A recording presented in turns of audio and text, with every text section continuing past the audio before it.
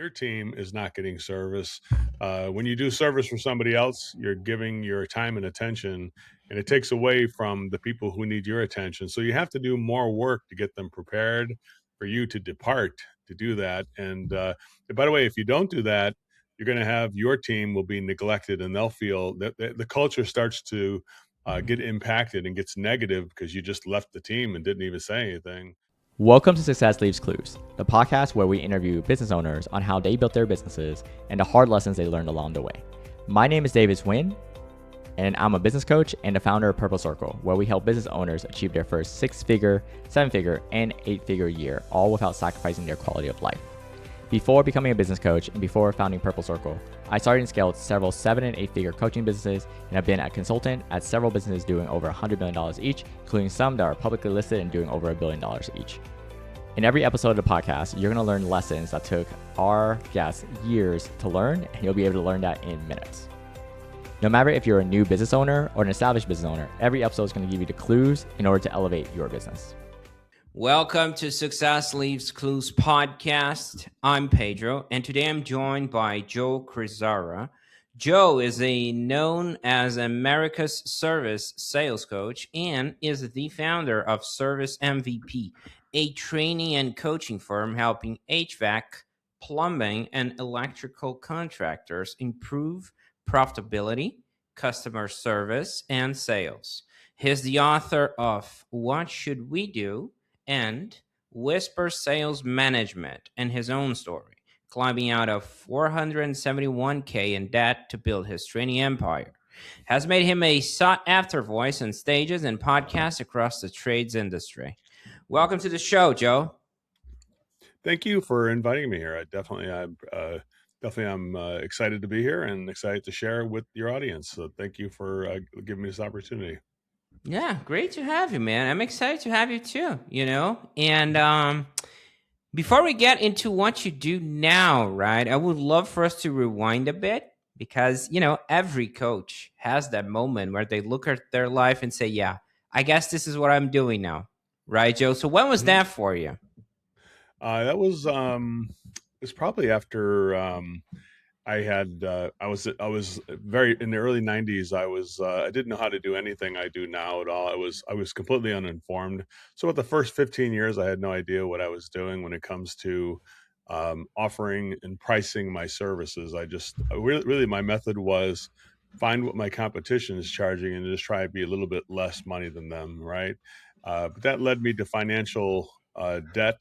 I got some bad situations. I wasn't good at collecting money and things. I was bad with talking about money and collecting money. And so basically I had a lot of people who owed me money, but I never collected it. And I finally got advice from one of my mentors who's told me what I do now, which is, you got to connect with people more, more connecting, less technical, and then make premium, mid-range economy choices. And he said, at the end of every time you do a call, get a yes, a no, another appointment. And I started doing that. And in the very first week, I noticed it was like 10 times more than I ever did before. And I just kept doing it. And within 3 years, I was debt free. And I realized at that time, and I had suppliers come to me and say, Joe, you should teach other people how to get out of debt. That's what because people I paid off the money, I paid off my debt. And they were like, I can't believe you paid off this debt. You owed us like $80,000. How did you do that? And I said, well, I'm doing things different. I'm doing making a friend with a client, diagnosing the whole system, not just the one problem, making premium, mid-range economy options, and then bringing everything to a yes, no, another appointment. And they go, man, you should just teach that to other people. And that's a whole, they said, how about if we give you $1,500 to go help this other guy I have in debt? So my suppliers gave me money to go help another contractor. And I realized that this was actually a business. Does that make sense? It's Pedro, right? Pedro? Right. Yeah. Yeah. 100%. So I realized it was like, I didn't even think of it being, I was just trying to save myself, but I didn't realize it would change my life, not just change my debt picture. And so that's pretty quick. That's pretty easy to define that moment, right? When not only am I out of debt, but somebody's paying me to go help other people, which I never would have dreamed of. So I'm very fortunate that I was, I think I was this way, Pedro. I was struggling enough to be open to new ideas. Because if I wasn't struggling like I was, 471,000 in debt, I probably wouldn't have listened to anybody else. Does that make sense? I think that's the gift of a struggle. When you're struggling, and if any of you are out there struggling right now, I want you to realize that there is people who will help you, but you just aren't open to the new ideas, because you can't use the same old ideas to get out of what you're doing wrong now. Does that make sense, Pedro? 100%. Okay. I just want to clarify one thing because I mentioned actually in the intro, you worked in the trades, right? So can you clarify for our audience the type of company you had in the early days before the Oh coaching yeah, yeah. I happened? had a plumbing, heating, air conditioning, and electrical business, but I currently work with all kinds of any service business, even dentists who need to know how to communicate the pricing. Like I helped one dentist show how to do the Invisalign, Mm. for the teeth, how to make the teeth straighten and stuff like that. Because I think just people they're good at their job, Pedro, but they're not good at showing people how to, or communicating value when they give a price for the work they do. And I think that's something that is really needed. And the book "What Should We Do," it has sold now almost 300,000 copies on Amazon. The book called "What Should We Do" by Joe Crisara. And it's there are many people, and there's many companies that I go to, they use it as a textbook because it's 430 pages of information on how to change your life and how to change your business on that. And it's actually tactical playbook on how it works. So I'm really proud of those accomplishments, and I'm really happy to be on this show to help the people in your audience do the same thing. And the good news is it doesn't cost anything just to listen to this and get new ideas. So I'm happy that you're here. Awesome. So let's deliver value then. So we established you help, right? Service-based industries. You mentioned dentists, plumbing, and all that, electrical, HVAC. Now let's do a little game of pretend here. Okay. Hmm. Let's Hmm. pretend I'm your avatar, your ideal client profile. I'm one of those guys, the service-based industries, right? Yeah. So first of all, Joe, how would I be able to find you and your company, marketing wise? Well, if you look up my name, or if you just ask for like who's the best at doing sales training or customer service training for a service business, my name will always, whether you're in ChatGPT or Claude, or whether you're on Google, my name will float up to the top 5 probably, and it will say, it will tell you. I don't ever say this because I'm not qualified to say this, but you'll hear many people say that I am the greatest of all time, the GOAT, as they say. But I would never say that, of course, but many people do. So if you go online and say, who's the best at this? And because I've been doing it for going on 26 years now. And so we have a track record. And if you look at our Google reviews, you'll see no unhappy people. Everybody always gets value. And I'm really proud of the track record. Me and my team, I have 8 coaches around the country and a staff of 28 people that really work this program. And I'm just humbled and proud to be here to serve all of you. Okay. Still in the game of pretend here, Joe. Okay. I'm still Mhm. your avatar. I So love that. I was. I love the pretend. I love the magic wand game too. You ever try that one with the magic wand? Oh, no. What would if you that had a look magic, like? if you had a magic wand, what would you do? Blank, and you can say that one. Yeah. I Okay. like the Okay. let's pretend is a good game. I love that one though. Yeah. Okay. I used I Let's used to keep play on the this when I game. used to play this when I was a kid. We used to play Let's Pretend. Oh, okay. I'm still playing, and I'm still a kid. By the way, I like So am to I. think like that. I am too. Even though I'm older, I'm still a kid, and Yeah, my inside. inside my heart, I'm still a kid too. I get that.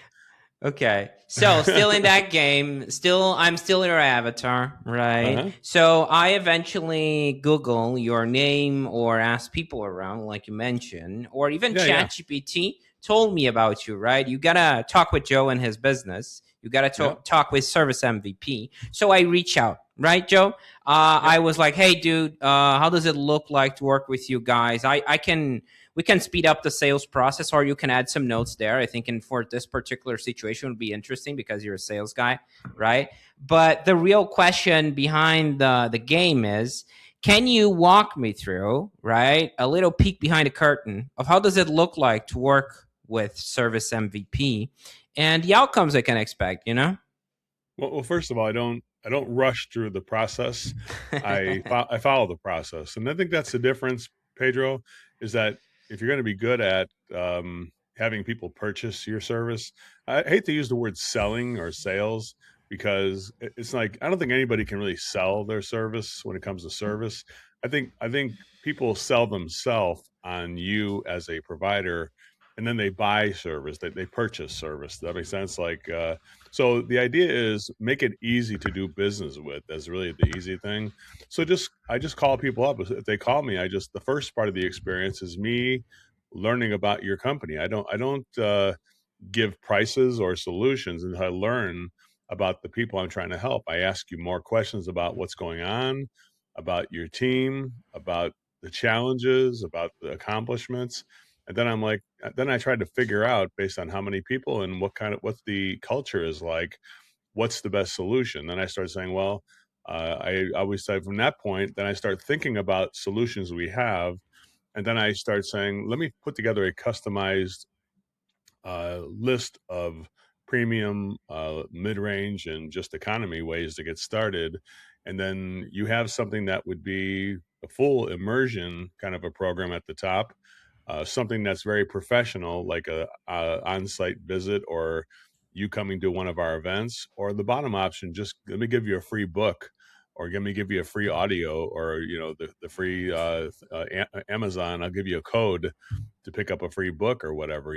So I think so we have a range of solution that go like I just gave a proposal to somebody from Australia for $98,000 last week because they wanted me to come out to Australia and everything. And I got other things that are free at the bottom, right? So I tried to find a solution that's right for the person I'm working with.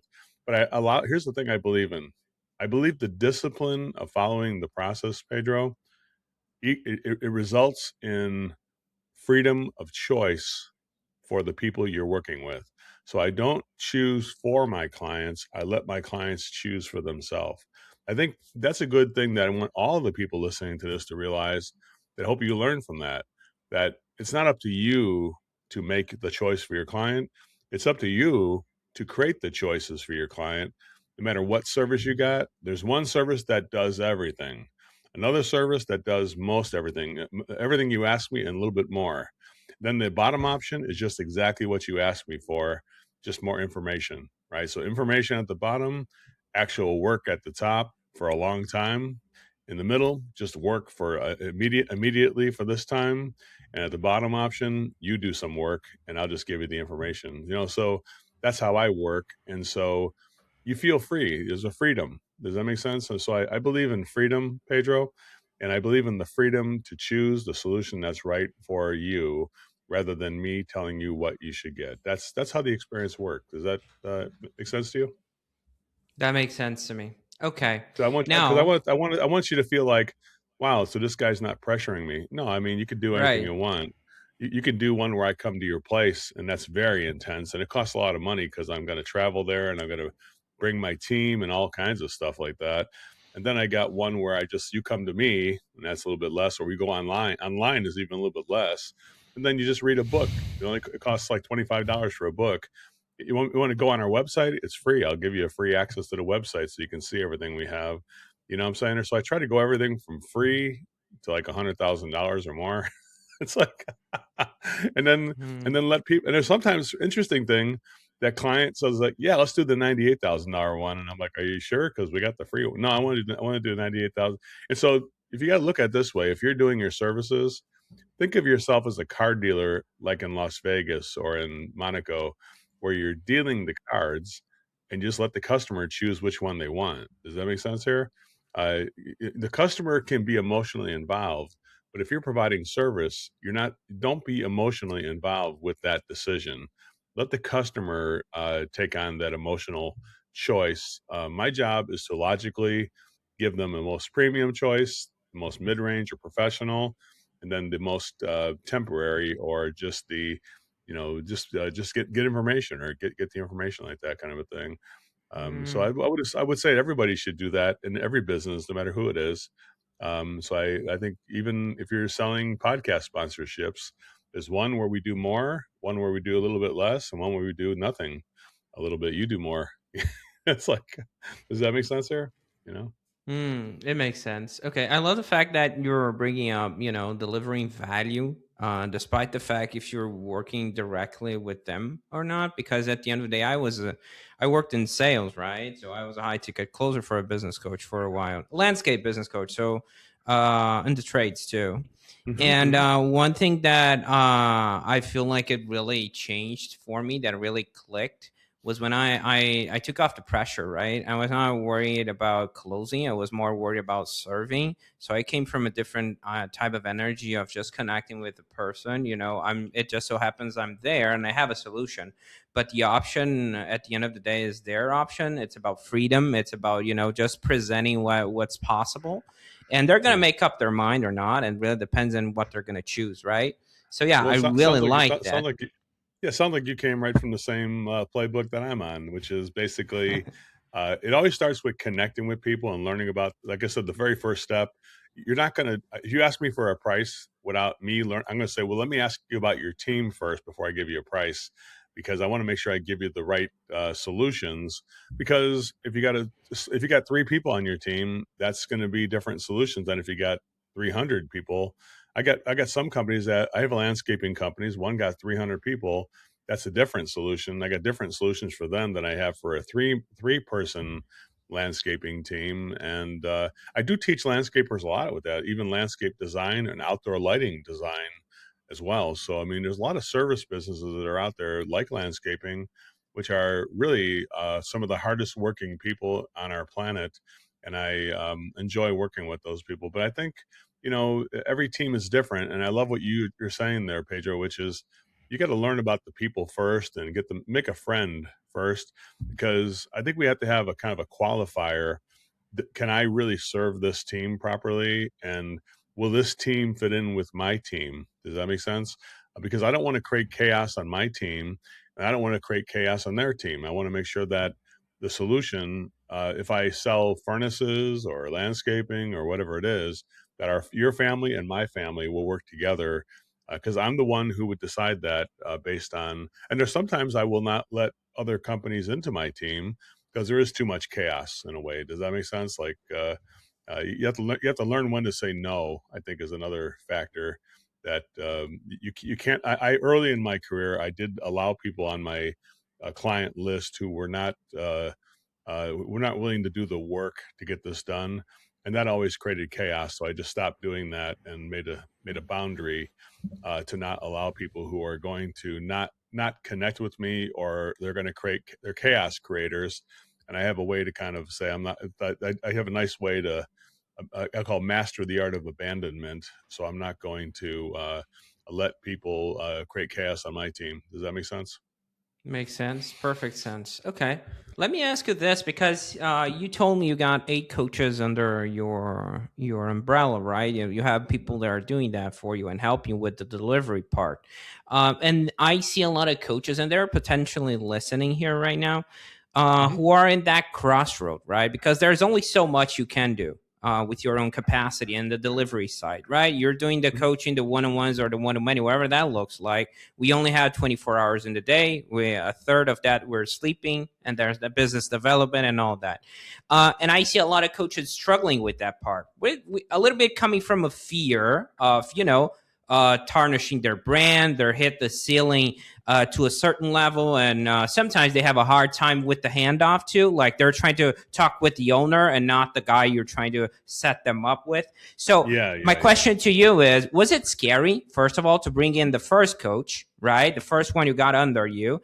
And do you have any lessons for someone who's listening out there that would love to, bring in the first, the second, and the third coach?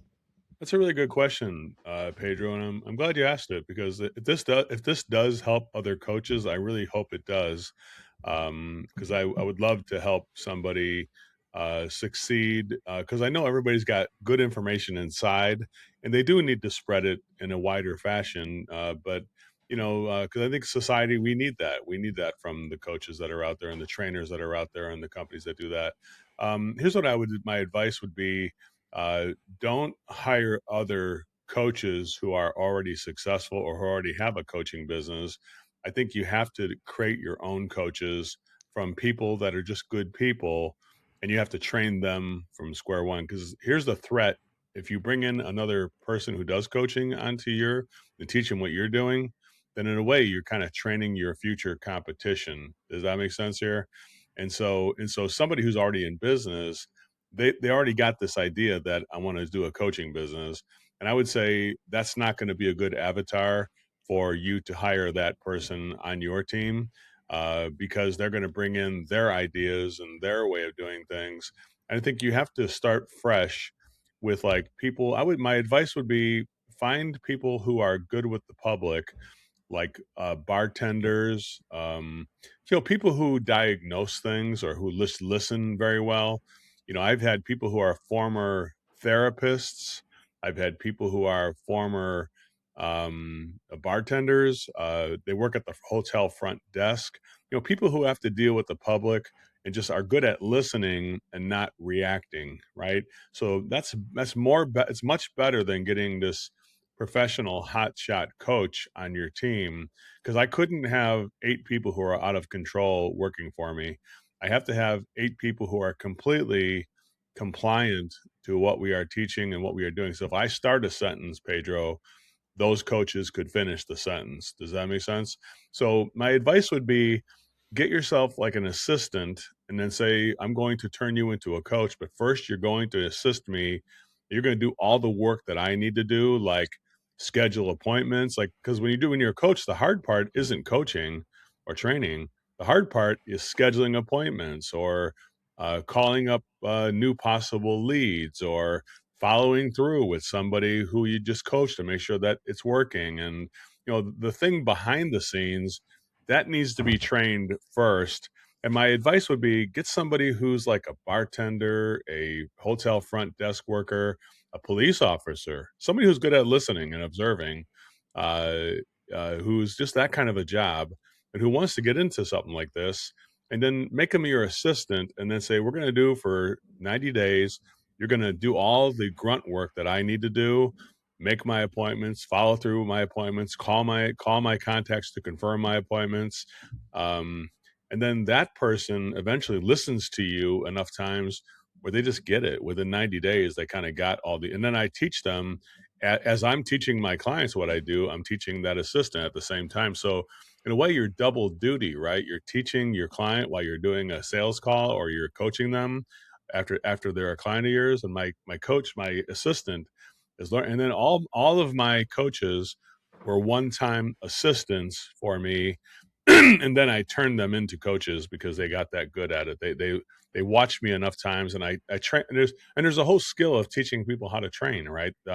Which I teach them how to do that too. So there's a lot. So we have a whole playbook on how to develop other coaches for your team. But I would just say this: I warn you guys, if you're out there coaching, don't hire another coaching company to work with you and try to collaborate, because what you're going to wind up with is somebody who's going to take your clients and start their own business, or they already have their own business, and it's just a matter of time before they hijack your clients. Does that make sense, sir, Pedro? I got it. Okay, that makes Yeah, sense. you Now, have to. let me. You have to Yeah. get the home. You have to home grow the coach. You cannot. Mm-hmm. Don't try to find some guy who's a hotshot coach, because you're just going to wind up being very unhappy at the end, and it's gonna be very. It's not going to be very pleasant at the end. Okay. Makes sense. Okay. Yeah. Now, let me ask you this, and I think this will serve your ICP or ideal client profile with this question, and coaches listening as well. Because, one thing every coach wrestles with at some point, or even service-based industries, owners, is pricing, right?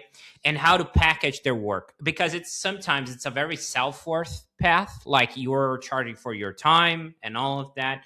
So, for your specific case, back in the early days when you started, okay, and I want you to reflect on that. So, how do you think about it today? About the topic pricing, and we don't have to talk about hard numbers here. It's more about the mindset, right? And were there any lessons along the way that shaped how you landed where you are today, Joe? Yeah, I think it is. I think every service business can take notes on this too, Pedro, not just the coaching business, but if you look at it like, if you want the owner of the company to do the work for you, it's just going to cost more money, and it's got to be the highest investment because I'm stopping working with my team to work with your team. So it kind of puts my business on hold, and that's why I have to charge like really a lot. It almost seems crazy how much I charge when I go out to do something. Even I am like, I can't believe that I'm charging that much because I have to put my whole business. I have to make sure my team is doing my job when I'm gone. I create content, and I'm out there marketing my company, and I'm creating new ideas for my coaches and new ways of uh, creating things for my clients and my team. So I'm a creator of information now. And I also do some coaching too. But when I do coaching, I definitely have to charge the most because I'm putting all that other information on hold, and then I'm doing my work with a client. Number two, if you work with my team, my people, it's probably going to be the second. It'd be like way less money though, probably like 5 times less than if you work with me, right, individually. But I will be monitoring my team, so it won't be just them, my team, without me. I'll be making sure I get reports from my team, and I'll be listening in with AI and everything. Now we can monitor that. Number three, the third element would be just have like a group coaching with my coaches. So we have 20 to 25 people listening on a meeting, and that's even less money than that. And then we have content, which is the cheapest thing we could do, and you could use the content as actual money, but you can also use content for marketing. Like I have the thing where we do a thing with called the Home Service Heartbeat podcast, where I will do a free podcast with a client just to learn about them, and I say, hey, you want to look at our services? So basically I'll do a podcast for free for a half an hour, and then say, hey, would you like to look at our service? And you'd be surprised, we get about 90% of the people we do that podcast purchase our services in the coaching. And we have the book, the What Should We Do book, which is an Amazon bestseller, and people buy that for $25, or sometimes I'll give it to them for free, and I'll just send them a coupon to get that. And that's a marketing technique. So I think the content could be marketing, or it could be delivery money. It could be a very low amount of money, like $99 a month, or even less than that. And then we got, the thing where my coaches got a group coaching, which is slightly more. Then we got individual coaching with my coaches, and then we got coaching with me, and live training, coming to a live event, which costs a lot of money for that too, because we have the hotel and all that stuff. So, I think again, having the range of solutions, the premium, mid range, and economy solution is a choice that, because some people learn about me, and they read the book already, Pedro, and they're like, I'm ready to do the premium thing for like $50,000. And then there's other people who are like, hey, can I just could you got to, because the way I can just work with one of your coaches just for this like one problem. Yeah, we could do that. It's only like, like $150 or whatever to have that to work on that one problem. So I try to make it to from like very little, so anybody could afford to get started, to like, I try to make an offer, Pedro, where people, it's almost like an offer you can't refuse. It's so good, right? Like it's like I'm Italian, so we try to always make an offer you can't refuse. So I'm thinking about a dead horse right now in my yeah, bed, a right? dead horse on Okay. your bed. I try to make it. That's an offer you can't refuse. I think I try to. My father is Sicilian, so maybe that's where I got that from. I don't know, but I'm a little bit more disciplined than I think my family was back in the old days. So there you go. Awesome. Does Okay. that help? No, That kind of get yeah, idea? that that I definitely think helps. I think somebody gave me advice in 1994. A guy named David Fry, who did consulting for hot tub businesses, and he said, "Here's a simple truth: everything you do, you have to record it." This is back in 1994. He said that. He's like, you need to start recording your stuff. I'm like, how do I do that? And he says, these little voice recorder, little tape recorders. Now they turned into digital recorders. So by 2005, I was using a digital recorder. So I went on a phone call and I put it on a speakerphone, and I would just record that whole thing. And I turned that into audio. Then we started doing streaming video about 2007, and start on Ustream. So I did that, and so I was doing podcasts before podcasts were invented. I was doing a show online with the streaming when it first came out in 2007, right? So I just think that if you can deliver information and value first, that makes people want to do business with you. Does that make sense? It makes it almost impossible to say no, because I've already gotten value from the person I'm looking at. I'm not going to buy something and then get value. I'm getting value first, and then I'm going to buy something. Does that make sense, sir? 100%. Like if you did Okay. landscape, like if you did landscaping Right. sales, like if you did landscaping sales is perfect, right? You Mhm. like, let's go over a design that I did for your backyard or your front yard. And they're like, and just by getting that design, they're like, oh my God, Pedro, can I have that design? Sure. As soon as you purchase the design, you get the design, and we're gonna all you gotta do is buy the landscaping work from us, and you get the free design. Or Mhm. I can sell you the design for like $500. You want to you can buy the content, which is the design for a landscaper. How about air conditioning and heating? You can buy the design of a system, or you can even buy the heat loss calculations. Like all the things that took me to make a price, I can sell that to you for like $900 or whatever.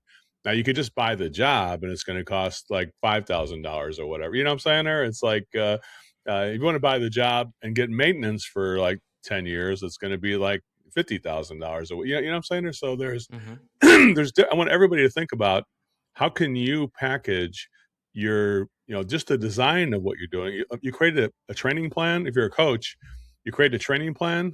That training plan is valuable. You could sell that to somebody, just the plan.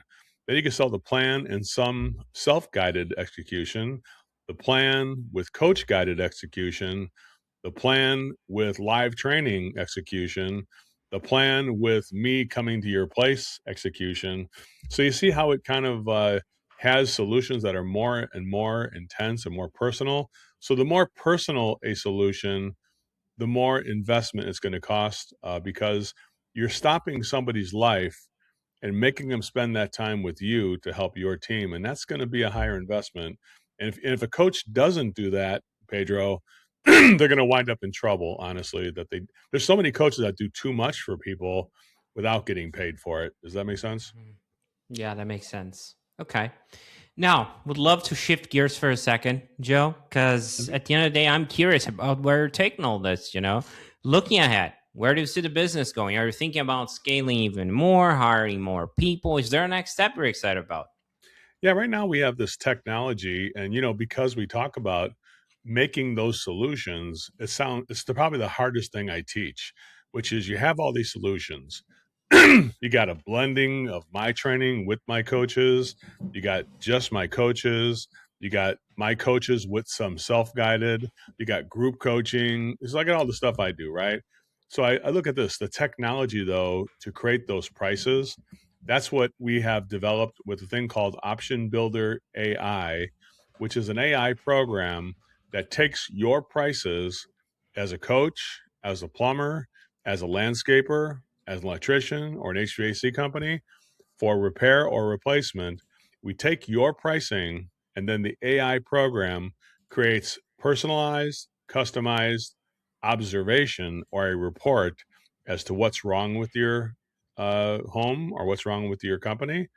And then we give solutions that are customized, personalized, premium, mid range economy options with the prices all laid out, and that's done in about 20 seconds. So normally if I said make a quote, like when you did the landscaping stuff, to build a quote for all those options and make the design, it's hard to do that, right?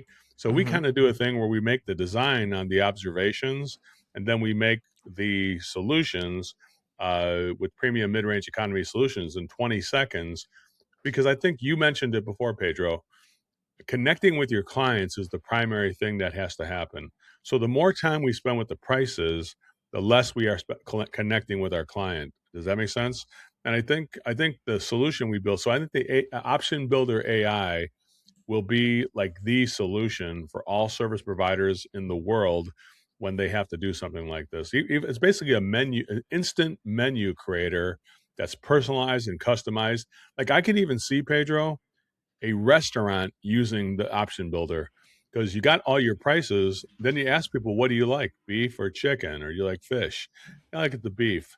What do you like, vegetables or potatoes? No, I think the vegetables. Okay, here's the options we have. We have salmon, we have beef, we have, so you imagine a restaurant doing a personalized, customized menu for every client. That's what Option Builder does, is it instantly in 20 seconds creates a menu for every single customer with their name located in the problems and their name located in the solution. So it personalizes it. And that's really the magic of AI and how it can help us with so I think that's going to be our future, teaching people how to do that.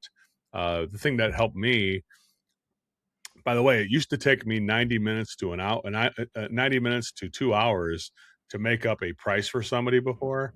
Now it takes 20 seconds, and that's huge. Make sense? Makes sense. Okay. And of course, Joe, whenever we're aiming towards something new, right, like you just mentioned, there's always something we're refining in the present, right? So, what are you currently trying to improve or tighten up in your business right now? Yeah, I think that's it. I think the option builder, we're building a team over there to teach people how to make those choices. I think what we taught for the last 25 years, a lot of people have adopted it. And I think it's become more normal that we should give somebody a permanent or premium, a professional in the middle, and a temporary or economy at the bottom. I think that's just now normal for a lot of companies. I mean, 20 years ago, people thought it was crazy, but now they think, yeah, that makes sense. Just got to do that every time. The problem is asking a human to do that. So I think that's really built. We're right now building our staff to get other coaches to learn how to do that.